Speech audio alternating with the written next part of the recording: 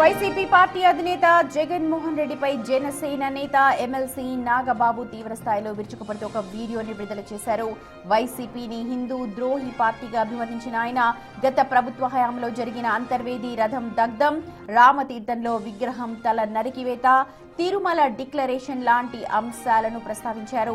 తాను ఒక గర్వించదగ్గ సనాతన హిందువునని, అందుకే ఎమ్మెల్సీగా తన మొదటి రోజే అర్చకుల సమస్యలపై గళమెత్తానంటూ నాగబాబు చెప్పుకొచ్చారు.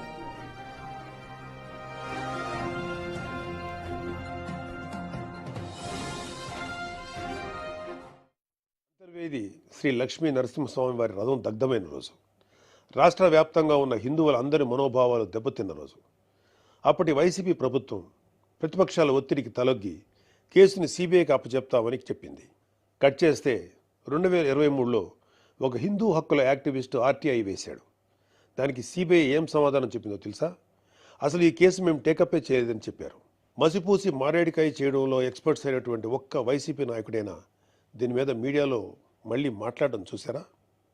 అయినా వీళ్ళకి అవతల వాళ్ళ పర్సనల్ జీవితాల మీద ఉన్న ఇంట్రెస్ట్ మన హిందూ దేవాలయాల మీద ఎక్కడ ఉంటుంది? డిసెంబర్ 2020 రామతీర్థం రాముడు మనకు ఒక దైవం, మహావిష్ణువు అవతారం మాత్రమే కాదు, అంతకు మించి ఈ దేశం తాలూకు ఆస్తిత్వం రామకథలో ఉంది. ఒక మనిషి ధార్మికంగా ఎలా బ్రతకాలో రామాయణం చెప్తుంది. రామాయణంలో మారీచుడు చెప్తాడు, రామో విగ్రహవాన్ ధర్మ సాధు సత్య పరాక్రమ అని. ఈ భూమి మీద రాశీభూతమైన ధర్మమే శ్రీరాముడిని నమ్మే జాతి మనది. అలాంటి రాముడి శిరస్సును నరికినా పట్టించుకోని ప్రభుత్వం వైసీపీ ప్రభుత్వం.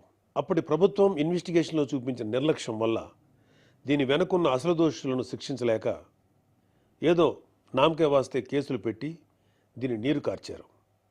అయినా మీకు మీ మంత్రులకి రిలీజ్ సినిమాలకు రివ్యూలు ఇవ్వడం మీద ఉన్న శ్రద్ధ రాముడి మీద ఎందుకు ఉంటుంది? జనవరి 22, 2024 అయోధ్య రామమందిరం ఇనాగ్రేషన్ కొన్ని దశాబ్దాల సుదీర్ఘ న్యాయ పోరాటం తర్వాత, కొన్ని వందల మంది బలిదానాల తర్వాత హిందువులు కలల కన్నా రామమందిరం కల సాకారమైంది.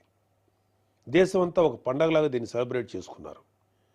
మన రాష్ట్రం నుంచి పవన్ కళ్యాణ్ గారు, చంద్రబాబు నాయుడు గారు కూడా వెళ్ళి అందులో పాలు పంచుకున్నారు. కానీ ఈరోజు హిందువుల మీద ఎక్కడ లేని ప్రేమ వలకపోస్తున్న వైసీపీ నాయకుడు గారు కనీసం ఫార్మాలిటీకైనా ఒక ట్వీట్ కానీ ఒక వీడియో బయట కానీ పెట్టారా? పోనీ మీ స్టాండ్ ఏంటో ఓపెన్గా ప్రజలకు చెప్పే దమ్ము అయినా మీకుందా? మీకు వ్యతిరేకించే ధైర్యం లేదు, అలా అని అభినందించే సంస్కారం అంతకంటే లేదు.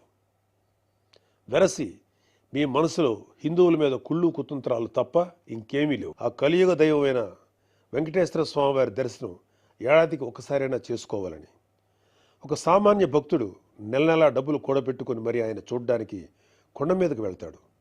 అలాంటి కొండ మీద అకామిడేషన్ ఛార్జీలు మీరు ఒక్కసారిగా ఎలా పెంచుతారు? నందకం, పాంచజన్యం, కౌస్తుభం, ఒకలామాత గెస్ట్ హౌసుల్లో 500కి దొరికే రూమ్ని 1000కి ఎలా పెంచారు? నారాయణగిరి గెస్ట్ హౌస్లో 1700 రూపాయలు చేశారు. ఇది సామాన్యుణ్ణి భగవంతుడికి దూరం చేసే ప్రయత్నం కదా? నువ్వు ఎవరిని, అదే ఏం మాఫియాని సంతోషపెట్టడానికి ఇది చేసావో అర్థం కారంత అమాయకులు అనుకుంటున్నావా ప్రజలు? దర్శనాలు సేవలు అయితే ఇంకా దారుణం. ఏదో కాయగూరల బేరం ఆడినట్టు 10,000 చెయ్యి, దీన్ని 5,000 చెయ్యంటూ ఎంత నిర్లక్ష్యంగా మీ సుబ్బారెడ్డి బోర్డు మీటింగ్లో మాట్లాడాడో మొత్తం రాష్ట్రం అంతా చూసింది. అంత చులకన మీకు హిందువులంటే. ఇకపోతే తిరుమల మీద నువ్వు చేసిన దోపిడీ అంతా ఇంత కాదు. ఒకే ఒక ఉదాహరణ చెప్పాలంటే టీటీడీ కామన్ గుడ్ ఫండ్కి ఇచ్చే కాంట్రిబ్యూషన్ 2.5 కోట్లు ఉండేది. దీన్ని సెప్టెంబర్ 2021లో 50 కోట్లకు ఒక్కసారిగా పెంచేశాం. అసలు ఇక్కడే కాదు, ఎక్కడ కొండ కనపడినా గుండు కొట్టేయాలనుకోవడమేగా మన అలవాటు. ప్రతి రిలీజియస్ ఇన్స్టిట్యూట్కి ఒక సాంప్రదాయం ఉంటుంది. దాన్ని గౌరవించడం మన ధర్మం. యుధా రాజా తదా ప్రజ అంటారు. నాయకులే రూల్స్ ఫాలో కాకపోతే ఇంకా ప్రజలు ఏం ఫాలో అవుతారు? అయినా బాధ్యత గురించి వైసీపీకి చెప్పడం చెవిటోడి చెవిలో శంఖం ఊదినట్టే. పవన్ కళ్యాణ్ గారు ఆయన కూతురు పొలినాని తిరుమల తీసుకువెళ్ళినప్పుడు ఆ అమ్మాయి మైనర్ అయినా కూడా ఒక గార్డియన్గా ఆ అమ్మాయి తరఫున డిక్లరేషన్ ఇచ్చారు.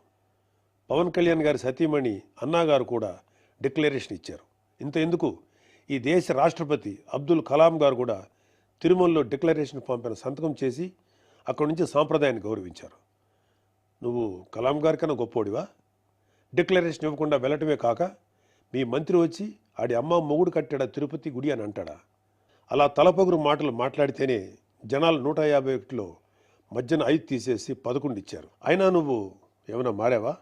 లేదు. డిక్లరేషన్ అడిగారు అని తిరుమల పర్యటన క్యాన్సిల్ చేసుకున్న చరిత్ర మంది. అయినా సెక్యులర్ ప్లేస్కి రిలీజియస్ ప్లేస్కి తేడా తెలియని నిన్ను ఎడ్యుకేట్ చేయటం మా వల్ల కాదు.